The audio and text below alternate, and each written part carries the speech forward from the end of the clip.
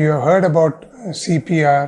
మీరు heart structure గురించి కూడా విన్నారు. సిపిఆర్ ఎట్లా చేయాలి? సిపిఆర్ అంటే కార్డియోపల్మనరీ రెసిసిటేషన్. కార్డియాక్ అంటే గుండెది, పల్మనరీ అంటే ఊపిరితిత్తులది, రెసిసిటేషన్ అంటే బయట మళ్ళీ ఆగిపోయింది మళ్ళీ తీసుకురావటం, దానికి సిపిఆర్ అని చెప్తారు. ఇప్పుడు మీరు న్యూస్లో, టీవీలో, ఈవెన్ సోషల్ మీడియాలో చాలా వింటుంటారు, sudden death of very very prominent people. మన సొసైటీలో చాలా fit and very prominent people who dies suddenly. దానికి ఒక టర్మినాలజీ ఉంది, సడన్ కార్డియాక్ డెత్. అంటే అది మనం అనుకున్నదంతా it's not a very rare event కాదు. లెక్క ప్రకారం దేర్ ఆర్ ఆల్మోస్ట్ 70 lakhs 70 లక్షల మందిలో ప్రతి సంవత్సరం ఆల్ ఓవర్ వరల్డ్ అట్లా సడన్ కార్డియాక్ డెత్ చనిపోతుంది.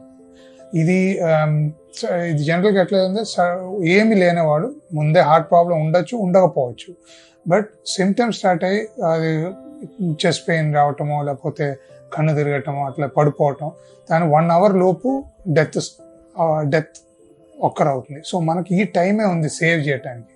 ఈ 1 hour ఫుల్గా ఉండవు మళ్ళీ, ఎందుకంటే 1 hourలో హార్ట్ మసిల్ అంటే ఎవ్రీ మినిట్ ఒక సడన్గా హార్ట్ ఆగిపోయింది అనుకోండి, మన ప్రతి ఒక్క నిమిషం each minute 10% heart muscle permanently damage అయిపోతుంది.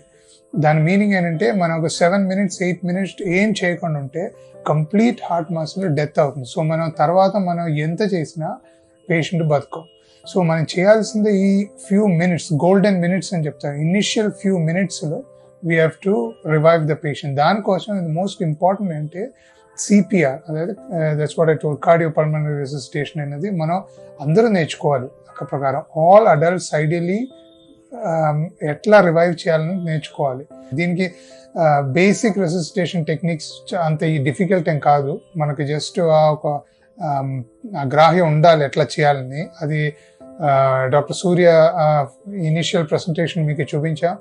మన హాలిస్టిక్ హాస్పిటల్లో in KPHP branch we are conducting free training workshops for the public without any charge. You can just register in the number which is given here and you can come over and we will under our emergency medicine doctors, whoever is interested, we will train to do basic resuscitation. Hundreds of lives can be saved by knowing these techniques. ఈ cardiac arrest కూడా there is witnessed and unwitnessed arrest అని చెప్తారు. అన్విట్నెస్డ్ అంటే ఎవరు లేకుండా ఎవరో పడిపోవటం, ఎవరు లేని చోట్లు, అది we cannot do anything because nobody will be there. But witness cardiac అరెస్ట్లో పేషెంట్ షుడ్ బి మనం మ్యాక్సిమం ట్రై చేయాలి. అండ్ గుడ్ మెజారిటీ మనం రెసిసిటేట్ చేసి ఇమ్మీడియట్లీ హాస్పిటల్కి ట్రాన్స్పోర్ట్ చేస్తే good majority of people will survive.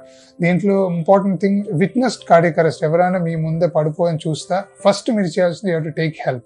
So what is the మీ ఏరియాలో what is the emergency medical code numbers ఉంటాయి, అంబులెన్స్, ఎమర్జెన్సీ అంబులెన్స్ మన అన్ని చోట్ల ఇప్పుడు ఇండియాలో ఉన్నాయి. So you have to take that number and call them first. ఫలానా చోట్ల ఇది జరిగింది, ఇమీడియట్లీ కమ్ ఫర్ హెల్ప్ అని.